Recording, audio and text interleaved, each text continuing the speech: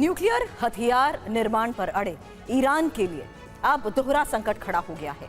एक तरफ ट्रंप ने ईरान पर हमले की तैयारी के संकेत दे दिए, दूसरी तरफ ईरान की मौजूदा सरकार के खिलाफ घरेलू विद्रोह छिड़ गया है। और आखिर क्या है इस संकट की इनसाइड स्टोरी, इस खास रिपोर्ट में देखिए।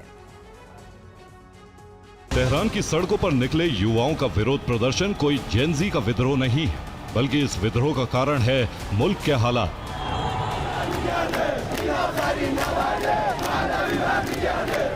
आर्थिक संकट से गुजर रहे ईरान में युवाओं ने मोर्चा इसलिए खोला है क्योंकि सरकार उनकी चिंताओं को सुनने को तैयार नहीं है।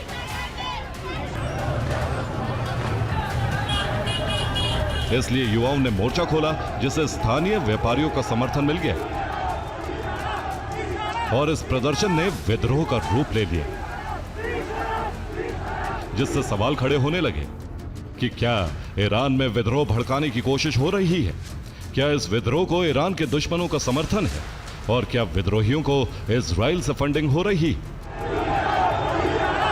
सवाल अनुमानित हो सकते हैं, लेकिन हालात इस अनुमान को सटीक आकलन में बदल रहे हैं। ऐसा इसलिए क्योंकि ये विद्रोह 2022 के बाद उस दौर में पहुंच गया है जहां ईरान के अंदर अशांति फैला रहा है, और इसका कारण भी अब सामने है। अमेरिका ट्रेजरी विभाग ने घोषणा की है कि यूएसए अब ईरान पर अतिरिक्त प्रतिबंध लगाएगा।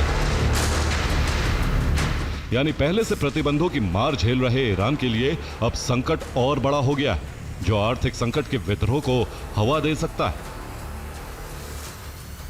और इसका अनुमान ईरानी सरकार भी लगा चुकी है। राष्ट्रपति पेजेशकियान के मुताबिक इस्लामी गणराज्य ईरान एक तरफा आक्रमण के खिलाफ कठोर कार्रवाई के लिए तैयार है। यह बयान ट्रंप के उस बयान का जवाब है जिसमें ईरान पर हमले का विकल्प उन्होंने खुला रखा है। लेकिन इसका दूसरा मतलब यह है कि ईरान किसी भी कीमत पर झुकने को तैयार नहीं है, जिसे सरकार ने सदन में भी साफ कर दिया।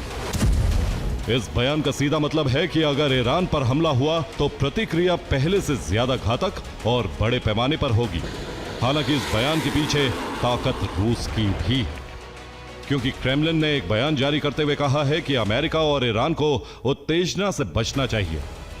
रूस हमेशा ईरान का समर्थन करता रहेगा। रूस का यह बयान दरअसल फ्लोरिडा में नेतन्याहू के उस बयान के जवाब में जारी हुआ है जिसमें ईरान को जंगल की तरह नष्ट करने का दावा किया गया था। यही वजह भी है कि ईरान में इस समय जो प्रदर्शन हो रहा है उसे लेकर इजराइल की तरफ शक की सुई घूम रही है, और इस विद्रोह को ईरान को अंदर ही अंदर तबाह करने का मिशन माना जा रहा है।